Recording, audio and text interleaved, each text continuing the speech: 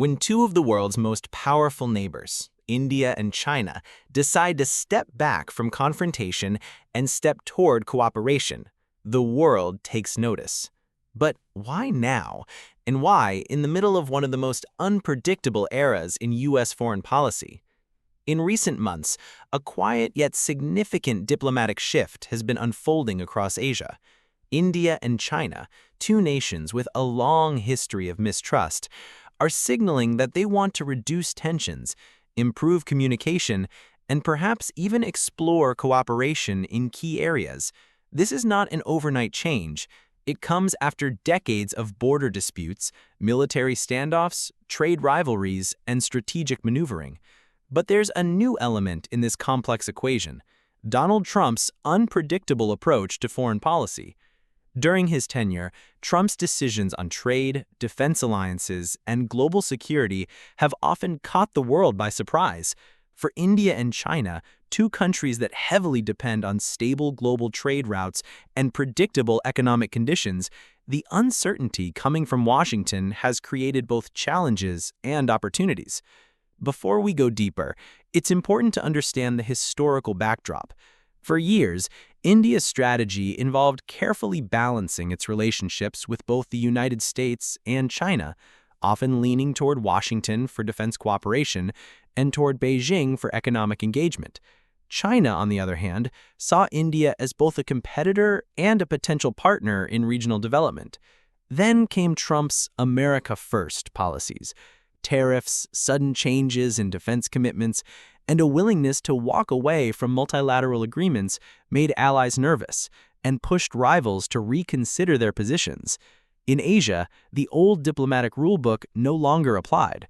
For India, this meant reassessing whether its heavy reliance on the U.S. for strategic counterbalance against China was still a safe bet. For China, it meant exploring whether reducing tensions with India could help secure regional stability at a time when Washington was shaking up the global order. In this context, the recent dialogues between Indian and Chinese diplomats are more than symbolic.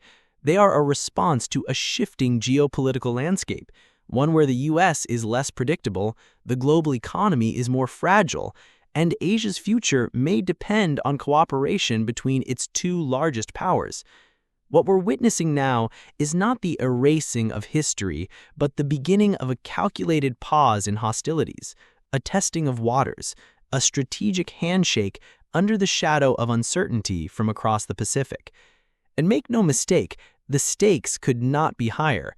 If this attempt at improving ties succeeds, it could reshape the balance of power in Asia for decades to come. If it fails, the consequences could be just as dramatic. At the heart of India and China's new approach lies one undeniable reality: money talks louder than politics. Both nations are economic giants in their own right.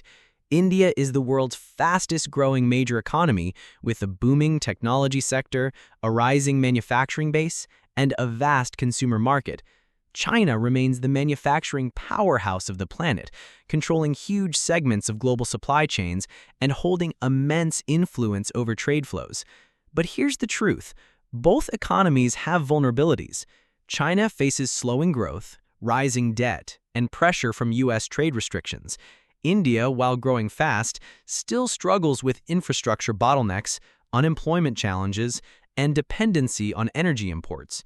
Neither nation can afford prolonged instability in their neighborhood, especially along their shared border or in key trade routes like the Indian Ocean. Trump's unpredictability added a new layer of urgency to this equation. His trade wars, not just with China, but with allies, disrupted markets and shifted supply chains. Suddenly, both Beijing and New Delhi found themselves navigating a world where Washington's next move was impossible to predict. Would tariffs expand? Would defense commitments be withdrawn? Would sanctions be used as leverage against countries refusing to toe the U.S. line? In such a world, India and China's leaders saw a simple truth: regional cooperation could be a shield against global uncertainty. For India, improving ties with China offers several strategic benefits: reduced border tensions, lower risk of costly military standoffs, freeing up defense resources for modernization rather than constant deployment. Trade opportunities, access to Chinese investment in infrastructure, technology, and renewable energy projects. Leverage in global negotiations. A closer relationship with Beijing could give New Delhi more bargaining power when dealing with Washington, Brussels, or Japan. For China, the incentives are just as clear: regional stability, less risk of an anti-China alliance forming around India in Asia, market access. India's massive population represents a valuable export destination at a time when Chinese goods face barriers in the West. Geopolitical balance. Reducing tensions with India frees up Chinese diplomatic bandwidth to focus on U.S. rivalry and South China Sea disputes. This doesn't mean that two countries are about to become best friends. Their history is too complicated, their strategic interests too divergent, and their mistrust too deep. But what is on the table is a new kind of transactional diplomacy, one where cooperation happens not because of shared values, but because of shared necessity. Think of it as geopolitical risk management, the kind of calculated relationship where both sides agree to keep the competition within boundaries, to communicate before escalating, and to find common ground on global issues where their interests overlap, like climate change, global health security, and reforming trade institutions. In the unpredictable storm of Trump-era foreign policy, India and China are essentially saying to each other, "We may not trust each other completely, but we can't afford to let things spiral out of control right now." This is the backdrop against which quiet talks, discreet back-channel meetings, and symbolic high-level visits have begun to take place, all under the watchful eyes of the rest of the world. If economic logic is the engine driving India and China closer, diplomacy is the gearbox that determines how smoothly this vehicle moves. And right now, that gearbox is being handled with surgical precision by both capitals. Behind the headlines and press conferences lies a quieter game, a careful choreography of symbolism, secrecy, and subtle signaling. One of the earliest moves came in the form of informal summits, meetings with no rigid agenda, no binding documents, and no official declarations. On the surface, these look like casual encounters, almost like two old acquaintances catching up. But in reality, they are a stage for leaders to test each other's limits, share unfiltered thoughts, and build the kind of personal rapport that office channels often stifle. When leaders shake hands for the cameras, it's not just a greeting, it's a carefully calibrated message to the world.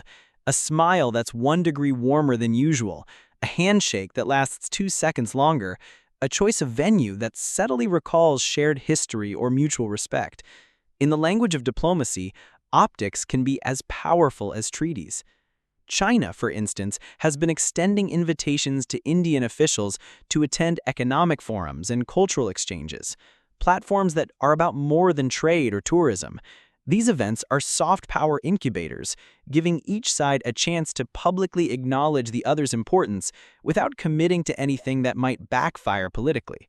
India, on its part, has reciprocated with carefully worded public statements. You'll notice they avoid overly warm language, no all-weather friendship rhetoric that Beijing uses with its closest partners. Instead, New Delhi opts for measured optimism. Phrases like constructive engagement and mutual understanding that signal progress without triggering alarms in Washington, Tokyo, or Australia. There's also the matter of back-channel diplomacy, private conversations between senior aides, intelligence chiefs, and trusted envoys. These meetings don't make headlines, but they're where the real groundwork happens. This is where potential agreements are floated, red lines are tested, and misunderstandings are quietly cleared before they spiral into public disputes. And all the while, both nations are watching Trump's every move. His foreign policy style, impulsive tweets, sudden policy reversals, and unpredictable trade demands has forced both New Delhi and Beijing to become more agile. The possibility of a U.S. tariff hike, a sudden withdrawal from a defense agreement, or an unexpected diplomatic snub means contingency planning is now a daily habit in both capitals. Here's the part most people miss. This thought isn't about trust, it's about predictability. In a world where the U.S. president's next decision can be a coin toss, India and China are building at least one relationship they can partially control. The most telling sign of this new mood is the deliberate effort to avoid escalation over flashpoints like border disputes, where in the past, a minor skirmish might have been followed by a media frenzy and political outrage. Now there is a noticeable tendency to contain the narrative. Statements are carefully worded, timelines are blurred, and the diplomatic machinery kicks in fast to keep tensions from boiling over.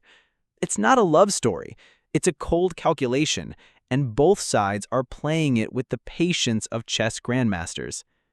When two of the world's most populous nations and fastest-growing economies start even a cautious rapprochement, the rest of the world takes notice.